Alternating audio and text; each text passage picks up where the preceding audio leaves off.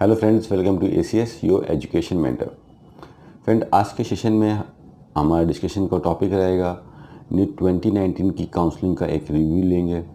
एक उसमें से कंक्लूज़न निकालेंगे, निचोड़ निकालेंगे, कुछ सीखने की कोशिश करेंगे कि नीट 2019 में क्या हुआ, कैसे ये एक्टिविटीज़ होती है, जिससे वो स्टूडेंट जो 2020 में नीट के लिए भी प्रिपरेशन कर रहे हैं, उसके बाद उनको एग्ज़ाम देना है, एग्ज़ाम के बाद काउंसलिंग का प्रोसीजर फॉलो करना है, तो इनको एक आइडिया मिल सके, रफ उनको एक आइडिया मिल जाए कि हमारे लिए क्या क्या एक्टिविटीज़ होनी है, जिससे वो उसके लिए पहले से प्रिपेयर्ड हो जाए।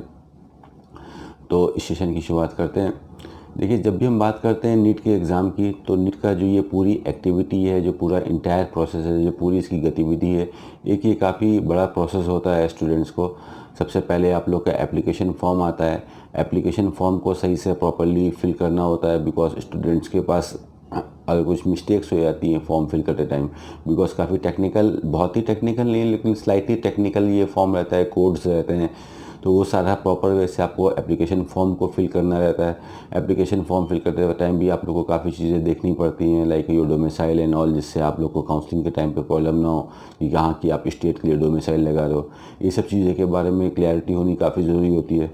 तो नंबर 1 पे बच्चे अपने एप्लीकेशन फॉर्म को फिल करते हैं। एप्लीकेशन फॉर्म फिल करने के बाद उनका एडमिट कार्ड आता है। एडमिट कार्ड के बाद मेन आपका एग्ज़ाम होता है, objective type. Objective type exam होने के बाद आपका रिज़ल्ट आएगा। रिज़ल्ट से आपको पता चल जाएगा कि आउट ऑफ 720 हमारा कितना नंबर्स आ रहा है, उससे एक आपको आइडिया मिल जाता है। और रिज़ल्ट आने के बाद आपको अपना नीट का स्कोर कार्ड मिलने के बाद एक काउंसलिंग की प्रक्रिया होती है, काउंसलिंग की एक्टिविटी होती है। काउंसलिंग की एक्टिविटी को हम ऐसे समझ सकते हैं कि is a process of allotment of seats on the basis of the NEET marks. एक मेरिट के बेसिस पे बच्चों को सीट को अलॉट किया जाता है। तो एक काफ़ी बड़ी आपकी काउंसलिंग की प्रोसेस होता है। मई में एग्ज़ाम हो जाएगा आप लोगों का, जून में आप लोगों का रिज़ल्ट आ जाएगा, and from like second week और थर्ड वीक ऑफ जून से आप लोग की काउंसलिंग की एक्टिविटी हो जाती है, जो कि जून में, जुलाई में और अगस्त में काफ़ी लंबे टाइम तक, लगभग 2 महीने के टाइम तक आपकी काउंसलिंग एक्टिविटीज़ चलती रहती हैं। तो देखने की कोशिश करेंगे कि कैसे काउंसलिंग होती है, क्या क्या चीज़ें होती हैं, किसके लिए स्टूडेंट्स को प्रिपेयर रहना चाहिए। जब भी हम बात करते हैं काउंसलिंग एक्टिविटी के बारे में, तो काउंसलिंग अलग अलग टाइप की होती है। कितने टाइप की काउंसलिंग होती है? बहुत सारे टाइप की काउंसलिंग होती है। एक सेंट्रल लेवल पे काउंसलिंग होती है, स्टेट लेवल पे काउंसलिंग होती है, यानी कि एक सेंट्रल गवर्नमेंट काउंसलिंग कराती है, जिसमें ऑल इंडिया कोटा की काउंसलिंग गवर्नमेंट के केसेस में, प्राइवेट के केसेस में डीम्ड यूनिवर्सिटी की काउंसलिंग होती है। सेंट्रल लेवल की काउंसलिंग का जो मेन पार्ट रहता है, जो मेन उसमें नोटिस करने वाली चीज़ ये रहती है कि इस काउंसलिंग के अंदर इंडिया का किसी भी पार्ट का बच्चा without the boundation of any domicile, without the restrictions of any domicile, कहीं का भी स्टूडेंट इस काउंसलिंग के अंदर पार्टिसिपेट कर सकता है। It is a open counselling where every student is like invited to do the counselling if he has got the minimum cut off marks set by the counselling authorities. तो अगर आप अपने minimum percentile cut off को crack करके आ रहे हो, तो सेंट्रल लेवल की काउंसलिंग में कहीं का भी बच्चा पार्टिसिपेट कर सकता है। इसके अपोजिट साइड में स्टेट की काउंसलिंग होती है। अब जैसे स्टेट की काउंसलिंग होती है, तो हम सभी को पता है कि हम कहीं ना कहीं किसी स्टेट से बिलोंग करते हैं, बट इंडिया में काफ़ी ज़्यादा स्टेट्स हैं, लगभग 30 स्टेट्स हैं, और सभी स्टेट अपनी इंडिविजुअल काउंसलिंग को कंडक्ट कराते हैं। तो ऐसे में स्टार्टिंग में, बिकॉज रिज़ल्ट आता है, थोड़ा सा स्ट्रेस का माहौल रहता है, इतना फ्री नहीं हो पाते हैं मेंटली पेरेंट्स और स्टूडेंट्स। तो उनके पास एक सबसे बड़ा जो स्टार्टिंग में आप लोग को डिसीजन लेना होता है कि on the basis of my marks, on the basis of my domicile, on the basis of my category, मुझे कौन सी काउंसलिंग में पार्टिसिपेट करना चाहिए। This is the major question first of all student have to answer before starting the counselling, कि whether I should go for the like central counselling, क्या मैं central counselling के लिए जाऊँ मेरे मार्क्स के हिसाब से, क्या मैं स्टेट काउंसलिंग के लिए जाऊँ, which one will be a better for me. ये काफ़ी इंपॉर्टेंट चीज़ होती है। अलग अलग स्टेट अपनी काउंसलिंग कराएंगे। काफ़ी जो स्टेट की काउंसलिंग होती है, उसमें जो गवर्नमेंट कॉलेजेस के लिए जो काउंसलिंग होती है, that is specially for the state holders, यानी कि डोमिसाइल होल्डर्स के लिए।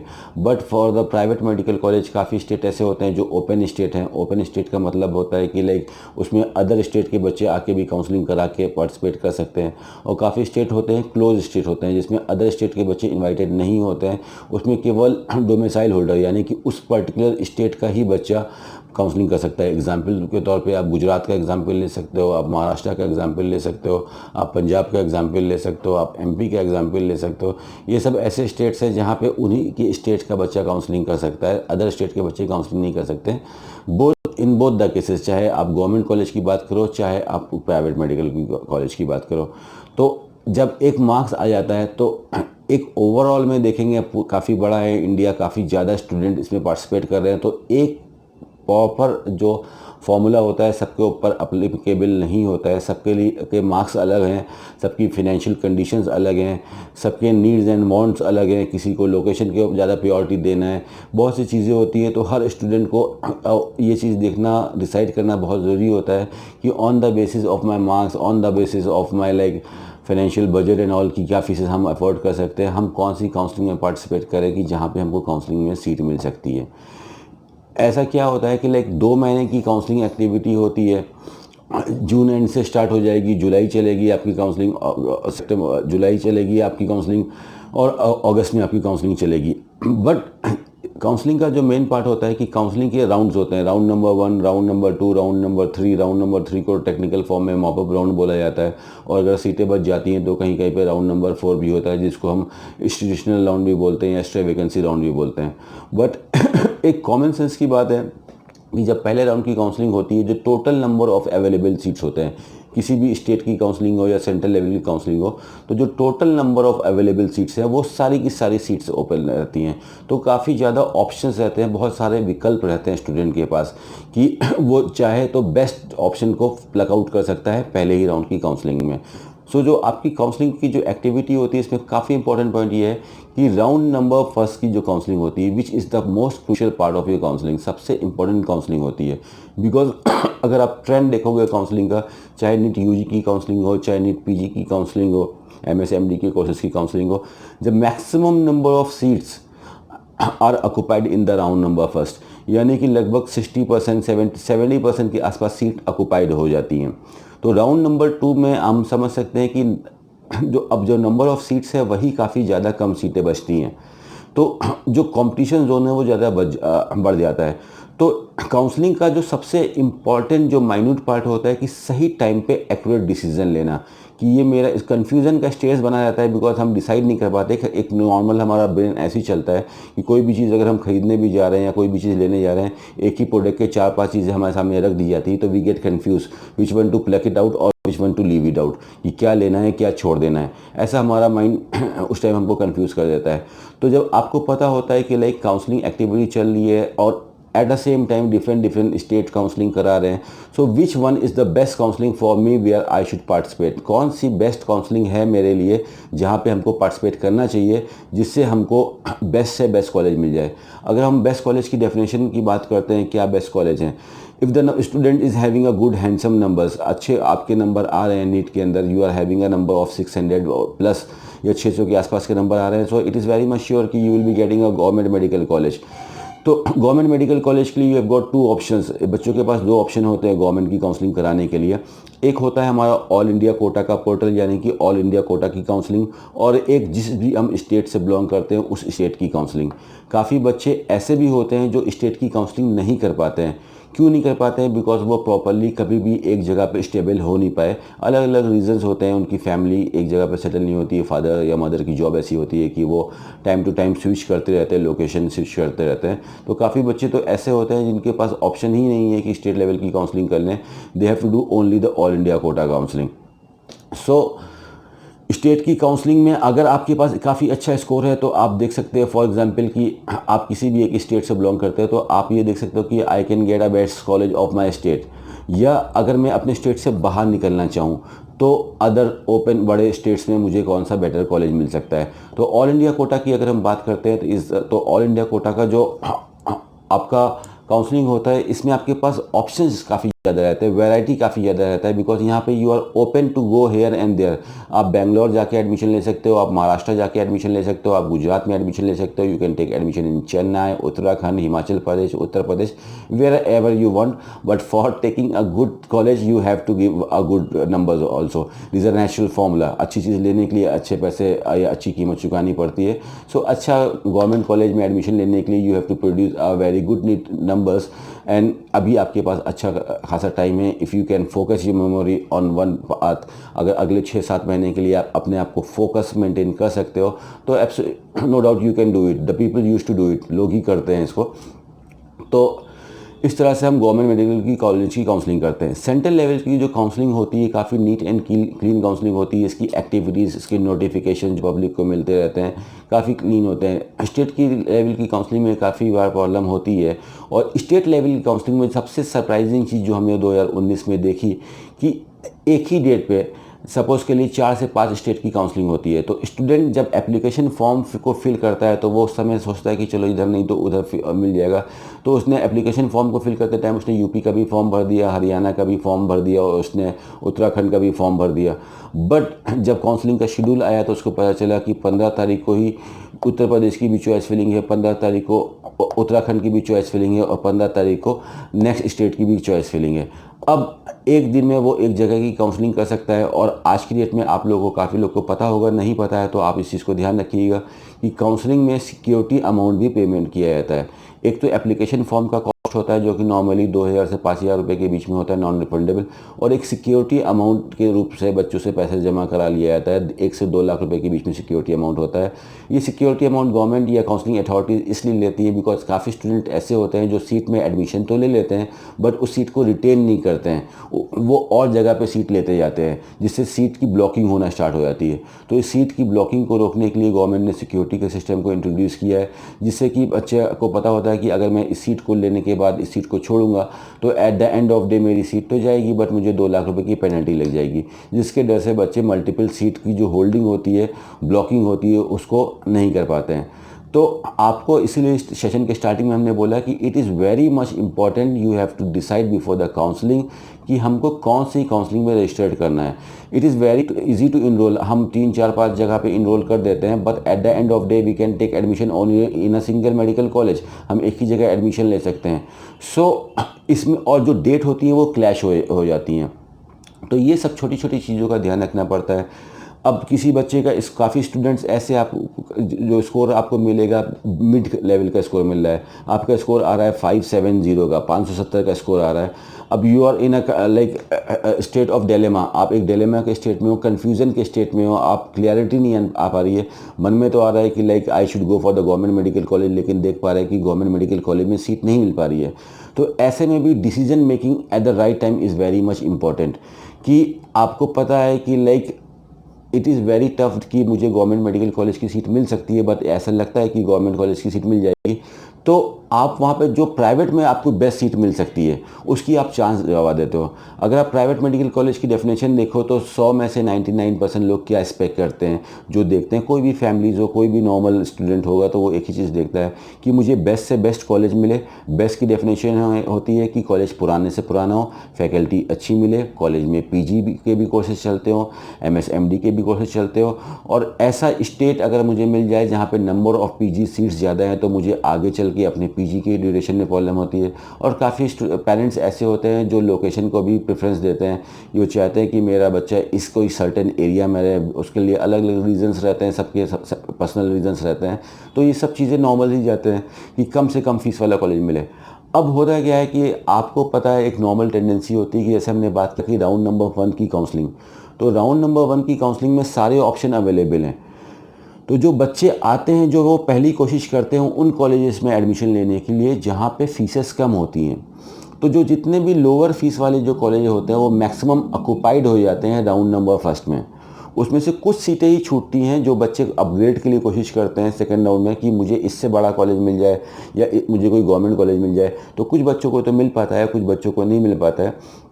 तो इस तरह से अगर हम कंक्लूजन लेते हैं तो काउंसलिंग एक्टिविटी तो हमारे लिए 2 महीने के लिए चलेगी, but the first round of counselling is a very important round of counselling.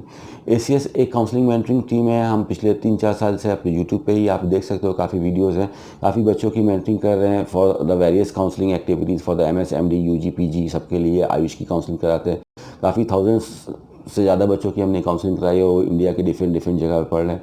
तो हम भी इसी स्ट्रैटेजी पे वर्कआउट करते हैं। जो बच्चे एसीएस से भी इनरोल होते हैं, हमारी मेंटरिंग सर्विसेज भी लेते हैं काउंसलिंग के लिए, उसमें भी हमारे पास हम यही कोशिश करते हैं कि 100% बच्चों की काउंसलिंग, यानी कि हम उसको बोलें कि सीट अलॉटमेंट फर्स्ट राउंड में ही हो जाए, वो राउंड नंबर 2 में ना जाएँ। बिकॉज राउंड नंबर 2 में अगर वो जाते हैं तो वो थोड़ा सा एक कंप्रेस जोन में चले जाते हैं, बिकॉज जो सीट होती हैं वो थोड़ी सी कंप्रेस हो जाती हैं, नंबर ऑफ़ सीट्स कम हो जाती हैं, जिसकी और कम होने के बाद जो सीट्स ऑक्युपाइड होती हैं वो सीट्स ऐसी सीट्स ऑक्युपाइड हो जाती हैं जो कॉलेज का वेटेज अच्छा होता है, जो कॉलेज अच्छे कॉलेज होते हैं, रेपुटेड कॉलेज होते हैं, और सबसे मेन पार्ट जो फीस का जो पोर्शन होता है वो कम होता है। तो अगर आप इंडिया में बात करते हो तो इंडिया में कर्नाटक जाना जाता है लो फीस के लिए। क्यों जाना जाता है? Because that is a open state. ठीक है, कई ये भी बहुत इंपॉर्टेंट चीज़ है, कई स्टेट ऐसे हैं जहाँ पे फीसेस कम है, बट क्लोज होने की वजह से, यानी कि अदर स्टेट के बच्चे ना आ जाने की वजह से वो ज़्यादा फेमस नहीं है। बच्चे को ये देखना रहता है कि मैं कहाँ कहाँ पे काउंसलिंग कर सकता हूँ, स्पेशली ऐसे स्टेट जहाँ पे हमारी फीसेस कम हो। इन फ्यूचर अगले 1 से 2 महीने में हम आपको इंडिया के सारे स्टेट्स की आपको उसके ऊपर डिटेल में सेशंस मिलेंगे हमारे चैनल के ऊपर, कि क्या कट ऑफ रहती है, क्या नंबर ऑफ़ सीट्स है, क्या स्ट्रैटेजी होनी चाहिए जिस हिसाब से हम काउंसलिंग में पार्टिसिपेट करें, कि स्टार्टिंग में ही एंट्री करते ही हम बेस्ट सीट को प्लक आउट करें और we should leave the counselling. हम काउंसलिंग ना खेलें। काफ़ी पेरेंट्स से गलती हो जाती है, स्टूडेंट से भी गलती हो जाती है कि वो बहुत जगह से, बिकॉज उनकी भी कोई गलती नहीं है, बिकॉज ये जो हमारे पास सोर्स ऑफ इंफॉर्मेशन आते हैं, बहुत जगह से इंफॉर्मेशन आता है एक बच्चे को, बहुत जगह, हर जगह वो सुन रहा है, डिफरेंट डिफरेंट चैनल पे सुन रहा है, डिफरेंट डिफरेंट मार्केटिंग से सुन रहा है, पब्लिक में सुन रहा है, तो सब इंफॉर्मेशन अलग होती है, तो उसको वो प्रॉपर तरीके से कंक्लूड नहीं कर पाता है कि what is the best decision I have to take. तो ये सब चीज़ें रहती हैं। कई बच्चों को मल्टीपल सीट के चक्कर में एक सीट मिली, वो सेटिस्फाइड नहीं है, वो सोच रहा है कि दूसरे राउंड में मुझे इससे अच्छी सीट मिल जाती है। तो कई बच्चों की जो बेस्ट सीट होती है वो भी निकल जाती है, नेक्स्ट राउंड में सीट नहीं निकल पाती है। सिक्योरिटी अमाउंट काफ़ी लोगों, जैसे हमने बताया, कि पेनल्टी में कन्वर्ट होता है, कि अगर आपको सीट मिली, आपने एडमिशन नहीं लिया वहाँ पे, तो आपको पेनल्टी भी देनी पड़ती है। ये सब छोटी छोटी सी चीज़ें होती हैं। और सबसे जो मेन पार्ट रहता है काउंसलिंग का, lot of people use to say you that this is a good college और that is a bad college. और आप काफ़ी जगह पे नेट पे भी स्टडी करते हो, अपनी रिसर्च करते हो, आप देखते हो कौन सा अच्छा कॉलेज है, कौन सा बुरा कॉलेज है। But my dear viewers, my dear students and my dear parents, आप एक चीज़ का ध्यान रखिए, ये भी एक बहुत बड़ा सच है कि मार्केट में 90% से ज़्यादा लोग जो आप लोगों को बता रहे हैं दिस इज़ गुड और दैट इज़ बैड, उनमें से वो लोग खुद कभी पर्सनल उस कॉलेज में जाके उन्होंने विज़िट नहीं किया है। ठीक है, उन्होंने भी कहीं से सुना है और उसको आगे कन्वे कर दिया आप लोग को। So it is your life, it is your career, so take a responsibility on your shoulders. आप खुद जाओ, आप खुद अपनी पर्सनल रिसर्च करो। You have got lot of time, आप जाके देख सकते हो। You can go and visit the campuses also, you can go and visit the colleges also. कई बार ऐसा होता है गलती पेरेंट्स, जो एक सबसे कॉमन मिस्टेक जहाँ पे स्टूडेंट और पेरेंट्स करते हैं, कि उनके पास एक ठीक ठाक स्कोर है, वो काफ़ी ज़्यादा लास्ट ईयर से उन्होंने एक आइडिया लिया है कट ऑफ का। Student have got the score of like 520 और 525 और 530, अच्छा स्कोर है। उसको लग रहा है कि मुझे कॉमेट में, कर्नाटक में लो फीस का 8 लाख रुपए का कॉलेज मिल जाएगा। उसने फर्स्ट राउंड की काउंसलिंग करी, उसको कोई सीट नहीं मिली। उसको लग रहा है कि हो सकता है सेकंड राउंड में मिल जाएगा।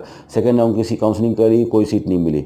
काउंसलिंग जैसे कर्नाटक की 2 राउंड खत्म हो गया, इसका मतलब कि पूरे इंडिया के सभी स्टेट के 2 राउंड खत्म हो गए, बिकॉज काउंसलिंग एक्टिविटी साथ में चलती रहती है। तो थर्ड राउंड में उसको समझ में आ रहा है, अच्छा अब इस काउंसलिंग में से तो मुझे सीट नहीं मिलेगी, so I should concentrate somewhere else जहाँ से मुझे सीट मिल सकती है। लेकिन अब जब आप मॉपअप राउंड में उतर रहे हो, तो अब आप देख रहे हो कि जो मुझे मिल सकता था फर्स्ट राउंड में मेरे स्कोर पे, अब मुझे उससे बहुत ज़्यादा वर्स चीज़ मिल रही है। जो मुझे पहले मेरे स्कोर पे 9 लाख 10 लाख रुपए की फ़ीस का कॉलेज मिल सकता था, अब अनफॉर्चुनेटली अब वो सारे कॉलेज अवेलेबल नहीं हैं, because the seats have been captured by the other student in the earlier round. So unfortunately मुझे अब हाई फीस वाले कॉलेज में जाना पड़ेगा, या उतने अच्छे वाले कॉलेज में नहीं जाना पड़ेगा। So the best part of this counselling, जो अभी तक हमने रिसर्च आउट किया, the first round of counselling plays a very dominant role in the NEET online counselling road. काफ़ी जगह आपको ये भी देखना पड़ता है कि काउंसलिंग के मोड्स क्या होते हैं, ऑनलाइन मोड होता है या ऑफलाइन मोड होता है, 2 ही काउंसलिंग होती है। तो online mode is very easy. आप अपने घर पे ऑफिस में बैठ के, कहीं से भी बैठ के, क्लास में बैठ के अपनी काउंसलिंग एक्टिविटी को देख सकते हो। ऑनलाइन गए, एप्लीकेशन फॉर्म भर दिया, डॉक्यूमेंट्स अपलोड कर दिए, फीस पेमेंट आपने ऑनलाइन कर दिया नेट बैंकिंग से, डेबिट या क्रेडिट कार्ड से। चॉइस फिलिंग एक्टिविटी होती है which is the most important part of the counselling. Choice filling activity, इसको आपकी प्रेफरेंस फॉर्म भी एक्टिविटी भी बोलते हैं।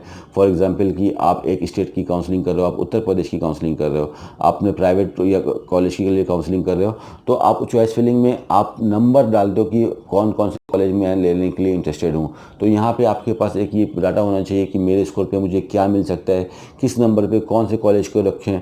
ये सब चीज़ें बहुत इंपॉर्टेंट होती है जो आपको एक एक्सपीरियंस बंदा बता सकता है। या आप कोई भी चीज़ को कंटिन्यूसली खुद से वर्कआउट कर रहे हो, खुद से रिसर्च कर रहे हो, तो भी आप इस चीज़ को ईजिली आसानी से जान सकते हो। तो काफ़ी चीज़ें होती हैं। कोई भी मिस्टेक होती है एक छोटी सी गलती से, नादानी से होती है, कंसंट्रेशन टूटने से होती है। अगर हम फोकस नहीं दे पा रहे हैं तो उसकी तरफ से कंसंट्रेट नहीं करें, तभी मिस्टेक होती हैं। तो मिस्टेक स्टूडेंट कहीं भी कर देता है। कई बार ऐसा होता है पेपर होता है, पेपर से आने के बाद वही क्वेश्चन वो घर पे सॉल्व करता है स्टूडेंट, जो एग्जामिनेशन हॉल में नहीं सॉल्व कर पाता है। उस समय वो थोड़ा सा पैनिक स्टेज में हो जाता है, थोड़ा सा टेंशन हो जाता है। यही सब चीज़ें काउंसलिंग में भी होती हैं। तो ये सब चीज़ों का आपको ध्यान रखना है। कैटेगरीज 50% सीट्स कैटेगरीज में आती हैं। इस बार काफ़ी बड़ा चेंज हुआ है। जैसे दिल्ली की बात करो तो आपका एम्स भी आ गया है नीट के अंदर, जिपमार भी इसके अंदर कंक्लूड हो गया है। नंबर ऑफ सीट थोड़ी सी इधर से बढ़ेंगी। गवर्नमेंट ने भी बोल के रखा है कि काफ़ी ज़्यादा सीट्स बढ़ने वाली है। लास्ट ईयर भी काफ़ी ज़्यादा इंक्रीमेंट आया था, लगभग 6000 से ज़्यादा सीटें बढ़ी थी EWS कोटा में। तो दिस ईयर ऑल्सो बिकॉज 2022 तक जो है ये प्रोजेक्ट है कि 15000 सीटें इंडिया के अंदर इंक्रीज़ करना है। तो काफ़ी सीटें भी बढ़ेंगी। आप लोग काफ़ी जगह जाते हो तो थोड़ा सा डर लगता है। लोग बोल रहे हैं बच्चे बढ़ रहे हैं, हर साल 12% 15% बच्चे बढ़ते जा रहे हैं, इस बार 17 लाख 17.5 लाख बच्चे बढ़ जाएंगे। तो थोड़ी सीटें भी बढ़ रही हैं माय डियर फ्रेंड्स। तो it is easy if you think it is easy, if you it is tough if you think it is tough. It is up to you. आप जैसा लोगे इस गेम को वैसे ही बनेगा। आप देखोगे कि कंफर्टेबल है, ठीक है, जो मैं अपनी तरफ से बेस्ट दे सकता हूँ। The easiest mode to give the exam is की जो मैं अपना बेस्ट दे सकता हूँ वो मैं बेस्ट दे देता हूँ। And I should not bother about the result. जो लोग एग्ज़ाम देने से पहले बार बार रिजल्ट के बारे में सोचते हैं, प्रॉब्लम उन्हीं को ही ज़्यादा होती है। जो इसको इजी वे में, न्यूट्रल वे में लेके आगे चलते हैं कि okay this is a exam for me, मुझे लाइफ में बहुत सारे एग्ज़ाम देने हैं। सो मैं यहाँ पे क्या कर सकता हूँ बेस्ट, मैं यही कर सकता हूँ कि अपना बेस्ट दे देता हूँ अगले 6 महीने के लिए। बस that is the easy thing कि आप अपना बेस्ट दे। आप ये मत सोचिए कि बाद में मुझे सीट मिलेगी, गवर्नमेंट कॉलेज मिलेगा कि नहीं मिलेगा। जो भी आउटपुट होगा तो आप बाद में देखोगे कि हाँ ये जो स्कोर है ये मैंने अर्न किया है बिकॉज मैंने इतनी ही मेहनत करी थी। If you want to pull your score, आप अपने स्कोर को ज़्यादा बढ़ाना चाहते हो, then you have to give more and more to that. तो ये सब चीज़ें हैं। काउंसलिंग आपकी इस हिसाब से चलती है। First round of the counselling plays a very important role. Security, penalty, ये सब चीज़ें निकली रहती है। विच काउंसलिंग टू कंसंट्रेट, कौन सी कॉलेज काउंसलिंग में हमको जाना है, इस सब चीज़ों को देखते रहना है। काफ़ी अब लास्ट ईयर भी लगभग 200 से ज़्यादा बच्चों की ACS ने काउंसलिंग करी थी। उसमें से 190 प्लस स्टूडेंट्स को फर्स्ट राउंड में ही सीट मिली, बाकी लोग ने सेकंड राउंड तक अपनी सीटें कंप्लीट कर ली। तो उनका ही अगर हम कुछ एक्सपीरियंस लेते हैं, काफ़ी बच्चे, काफ़ी पेरेंट्स ऐसे होते हैं उनको फर्स्ट राउंड में एक सीट दी, they are not satisfied with the seat. वो सोच रहे हैं कि मुझे इससे बेटर सीट मिल जाएगी, I should use NRI categories. बहुत सारी रिजर्वेशन भी होते हैं, कैटेगरीज भी होते हैं। NRI कोटा होता है जिसमें अगर आप खुद NRI नहीं हो, if you have got someone in the relation, तो उसका भी आप NRI में कन्वर्ट करके काउंसलिंग करा सकते हो। बहुत से इसके अंदर रूल्स एंड रेगुलेशन है। काफ़ी वास्ट है वर्ल्ड, एक नॉर्मल सा है कि काउंसलिंग, बट इसकी डेप्थ में अगर आप जाते हो तो is a very vast thing. तो आप सेशंस देखें, काफ़ी पुराने सेशंस देखें, एक्सपीरियंस लोगों को देखें, खुद से पढ़ें। MCC पे सारी इसकी MCC medical counselling community central level की काउंसलिंग कराती है। MCC.India MCC.nic.in के ऊपर आपको सारी डिटेल्स मिल जाएगी 2019 की। और अलग अलग स्टेट्स की वेबसाइट के ऊपर आपको स्टेट की डोमिसाइल मिल जाएगी। काउंसलिंग से पहले अपने डॉक्यूमेंट्स को रेडी कर लें। अगर आप किसी रिजर्वेशन के अंदर आते हैं तो जिस भी आप कम्युनिटी के अंदर फॉल आउट करते हो उसका आपको लाइक प्रमाण पत्र बनाना रहता है। सो वो भी आपका नया होना चाहिए, पुराने नहीं चलता है। सो आप 2020 में स्टार्ट होने से पहले ही आप मार्च अप्रैल में आप अपना कैटेगरी सर्टिफिकेट बना सकते हो। और कैटेगरी सर्टिफिकेट बनाने के बाद आप अपना डोमिसाइल का सर्टिफिकेट बना के रखना, जो कि एडिशनल में ये 2 मेजर डॉक्यूमेंट्स रहते हैं। कि आपका कैटेगरी सर्टिफिकेट एंड डोमिसाइल का सर्टिफिकेट। बाकी जो मेजर डॉक्यूमेंट्स रहते हैं वो तो आपके एकेडमिक के डॉक्यूमेंट्स रहते हैं, या नीट में जो आप फॉर्म फिल आउट करोगे, नीट का एडमिट कार्ड रहेगा, नीट का स्कोर कार्ड रहेगा, जो काउंसलिंग आपने फिल करी है वो सब रहेंगे। ये सब चीज़ों को आपको सही से देखना है and you have to be updated for that. तो होपफुली आपकी काउंसलिंग अच्छी होगी। फर्स्ट ऑफ ऑल अभी हमको ज़्यादा काउंसलिंग के ऊपर कंसंट्रेट नहीं करना है। काउंसलिंग का जो एक्टिविटी होती है वो पेरेंट्स और स्टूडेंट की कंबाइन एक्टिविटी होती है, बिकॉज स्टूडेंट्स हैं अभी 17-18 साल 20 साल की एज है। काफ़ी मॉनेटरी स्टेप्स भी लेने पड़ते हैं, काफ़ी रूल्स एंड रेगुलेशंस वाली चीज़ें होती हैं, बच्चे नहीं समझ पाते हैं। तो इट इज़ बेटर, हम बार बार स्टूडेंट से भी बोलते हैं कि काफ़ी पेरेंट्स से बोलते हैं कि लाइक स्टूडेंट का काम है कि to earn a good score in the exam, तो आप उसको डिस्टर्ब मत होने दिए। Let him consider in the exam first of all and you in a main time आप पेरेंट्स इसके ऊपर रिसर्च कर सकते हैं कि हाँ क्या स्कोर आ सकता है। बच्चा एक आइडिया दे देता है कि मेरी प्रिपरेशन से मम्मी डैडी मैं इतना स्कोर निकाल लूँगा, तो उस स्कोर के हिसाब से मुझे क्या वर्कआउट करना चाहिए, कौन सी काउंसलिंग के लिए क्या चीज़ समझ के रखना चाहिए। या अगर मुझे MBBS की फ़ीसेस ज़्यादा लग रही हैं, मुझे लग रहा है कि मेरा स्कोर कम आएगा, एक एवरेज स्कोर आएगा, तो what are the other alternatives I have got to in order to become a course. Because doctor बनने के लिए सिर्फ MBBS एक कोर्स का नाम है, तो ऐसे बहुत सारे कोर्सेज होते हैं। आप MBBS कर सकते हो, आप BDS कर सकते हो, आप BMS कर सकते हो, BHMS कर सकते हो, BUMS कर सकते हो, BPTH कर सकते हो, BSLP कर सकते हो। इंडिया के बाहर जाके आप MBBS कर सकते हो। ये सारे कोर्सेज करने के बाद you will become a doctor. You can even do BVC ANAH, आप वेटनरी के भी डॉक्टर बन सकते हो। तो अलग अलग कोर्सेज है डॉक्टर बनने के लिए, बट ज़्यादातर डाटा जो हमारे माइंड में सेव है वो वही डाटा होता है जहाँ पे हम बैठते हैं, जो सुनते हैं। एंड ये वर्ड एक काफ़ी कॉमन वर्ड है, काफ़ी अच्छा कोर्स भी है एलोपैथ में, काफ़ी अच्छी इसमें अर्निंग भी है, काफ़ी अच्छी इज्जत भी है, और काफ़ी सेटिस्फाइंग जॉब भी है डॉक्टर का। When we heal the problems of others, काफ़ी अच्छा लगता है कि दूसरों की प्रॉब्लम को सॉल्व करने के लिए। तो एक रिस्पॉन्सिबिलिटी वाला काम है, आपकी पूरी लाइफ रिस्पॉन्सिबल होने वाली है, बिकॉज पूरी लाइफ में आप लोगों की लाइफ को क्योर करोगे। काफ़ी रिस्पॉन्सिबिलिटी वाला जॉब है, तो इस रिस्पॉन्सिबिलिटी को उठाना सीखिए और take a charge from date now. आज से ही चार्ज लीजिए।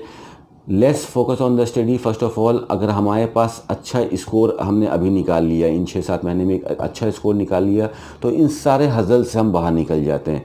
जिन बच्चों का स्कोर एवरेज रहता है, कम रहता है, मीडियोकर लेवल पे जाके बीच में स्कोर रुक जाता है, उन्हीं को ये सब प्रॉब्लम होती है। जिस बच्चे ने अपने को 600 नंबर से ऊपर नहीं उठा लिया, तो उसने अपने आप को प्रॉब्लम जोन से हटा लिया। और सब बच्चे अपने आप को समझते हैं कि बिकॉज सबका प्रिपरेशन अलग अलग है, सबको पता है कि मैं क्या निकाल सकता हूँ। अगर आप इंडिया के टॉप कॉलेज की बात करते हो, you talk about the AIIMS Delhi, if you talk about the JIPMER, if you talk about the Maulana college Delhi, if you talk about the VMCC Delhi, आप लेडी हार्डिंग दिल्ली की बात करते हो, आप GSCH मेडिकल कॉलेज मुंबई की बात करते हो, आप कोलकाता मेडिकल कॉलेज की बात करते हो, आप बेंगलोर मेडिकल कॉलेज की बात करते हो, KGMC मेडिकल कॉलेज लखनऊ की बात करते हो, PMCH मेडिकल कॉलेज पटना की बात करते हो, MGM मेडिकल कॉलेज झारखंड की बात करते हो, MGM medical college Indore MP का बात करते हो, इंदिरा गांधी मेडिकल कॉलेज शिमला की बात करते हो, चंडीगढ़ गवर्नमेंट मेडिकल कॉलेज की बात करते हो। ये सब बेस्ट कॉलेज है इंडिया के। ये हर स्टेट का एक मैंने यहाँ पे बेस्ट कॉलेज का नाम लिया। तो इस बेस्ट कैटेगरी में आना चाहते हो तो फिर आप कुछ अलग ही सोचो। आप मत सोचो कि कोई और भी प्रिपरेशन कर रहा है, आप ये सोचो कि 720 नंबर का एग्ज़ाम होता है, तो मेरे पास चांस है 720 में 720 मारने का। तो इससे करोगे, बिकॉज इन टॉप कॉलेजेस का जहाँ पे हमने नाम लिया, इसमें एडमिशन लेने के लिए आपकी रैंक 1000 से 2000 के बीच में होनी चाहिए। These are the best demanding college of India. और 2000 रैंक पे भी कॉलेज मिलता है, 5000 रैंक पे भी कॉलेज मिलता है, 50,000 रैंक पे भी कॉलेज मिलता है, 2 लाख रैंक पे भी कॉलेज मिलता है, 4 लाख पे भी मिलता है, 5 लाख रैंक पे भी कॉलेज मिलता है। बट कॉलेज बदल जाते हैं, फीसेस बदल जाती हैं, कॉलेज का रेपुटेशन बदल जाता है। सो अच्छा स्कोर निकालना पहला पार्ट हमारा इम्पॉर्टेंट है, एग्जामिनेशन की एक अच्छा स्कोर निकालना। और सेकंड पार्ट उससे भी इम्पॉर्टेंट है, एक अच्छी काउंसलिंग करना। कई बार एक अच्छा स्कोर होता है आपके पास, लेकिन अच्छी काउंसलिंग ना करने की वजह से you leave the chance to take a good college. आपको पता चलता है कि बाद में यार मुझे ये कॉलेज मिल सकता था, बट मुझे नहीं पता था, सो मैंने इस कॉलेज को मिस कर दिया। मुझे वहाँ पे गवर्नमेंट कॉलेज की सीट मिल सकती थी, but I was not updated. 2 ही दिन के लिए नोटिस निकला, एक्टिविटी हो गई, मैं पार्टिसिपेट नहीं कर पाई, या मैं पार्टिसिपेट नहीं कर पाया, आई मिस द कॉलेज। तो ये सब छोटी छोटी चीज़ों के लिए देखना पड़ता है। Keep watching the videos regularly, ये सब चीज़ें देखते रहिए। जो लैंग्वेज आपको समझ में आ रही है, बहुत से लोग बताएंगे आपको, बहुत जगह आपको ये सब चीज़ें पता चलेंगी। जो बुक्स कौन सी बुक अच्छी होती है, कई स्टूडेंट्स हमसे बोलते हैं कौन सी बुक अच्छी है। मैं स्टूडेंट को ये बोलता हूँ जो बुक की लैंग्वेज आपको समझ में आ रही है वो बुक आपके लिए अच्छी है। हो सकता हो कोई बुक हो वो बहुत से लोग पसंद करते हो, लेकिन आपको किसी बुक की लैंग्वेज सिंपल लग रही है, आपको पढ़ने में आसान लग रहा है, वो बुक आपके लिए अच्छी है। स्टूडेंट्स मुझसे बोलते हैं कि सर मैं ये इसको 4 बार सॉल्व 4 बुक ले लेता हूँ, या ये इस बुक को भी ले लेता हूँ, इस बुक को भी कंसिडर कर चलता हूँ, अरिहंत को भी लगा लेता हूँ, इसको भी कर लेता हूँ। तो अब बेटर, जैसे कि प्यार अच्छे मेंटर्स, जो बड़े मेंटर्स ने बोला है कि 10 किताबें पढ़ने से अच्छा ये है कि आप एक ही किताब को 10 बार पढ़ लो। बिकॉज इस एग्ज़ाम में आपके को कॉपी पेस्ट से काम नहीं चलना है। आई मीन टू से कि रटने से काम नहीं बनना है। ये कॉन्सेप्ट बेस्ड एग्ज़ाम है, ये साइंटिफिक बेस से आपको क्वेश्चन पूछे जाएंगे, लॉजिकल क्वेश्चन होंगे, तर्क वाले क्वेश्चन होंगे, इफ़ बट काफ़ी होने वाला है, इसके अंदर काफ़ी लॉजिक होने वाला है। तो इसको कॉन्सेप्ट से समझना है, और कॉन्सेप्ट को समझने के लिए सबसे बेस्ट चीज़ होती है सेल्फ स्टडी। अगर एक टीचर आपको पढ़ा रहा है तो वो अपने स्टाइल में पढ़ा रहा है, हर आदमी का एक अपना स्टाइल होता है, ठीक है, सबका सब यूनिक है यहाँ पे, तो वो अपने स्टाइल में पढ़ा रहा है। आपने सुना, आपको अच्छा लगा, you have copied that thing, but आपने सुना, समझा और वहीं पे छोड़ दिया। अब आप उसको अपने हिसाब से पढ़ लो। आपने एक चैप्टर को पढ़ लो, आपने एक पेज पढ़ा, उसके बाद you are giving your time to memorise that thing. अब आप उस चीज़ को अपने हिसाब से सोच रहे हो, खुद का लॉजिक लगा रहे हो, खुद से क्वेश्चन बना रहे हो, सॉल्व कर रहे हो। ये तरीका होता है कॉन्सेप्ट बिल्डिंग का। तो अगर कोई बंदे को कॉन्सेप्ट पे जाके पकड़ हो गई, जड़ में जाके अगर को पकड़ हो गई कि हाँ ये चीज़ पे क्या लॉजिक लगना है, अगर आप उसका लॉजिक समझ गए तो this paper is very easy for you.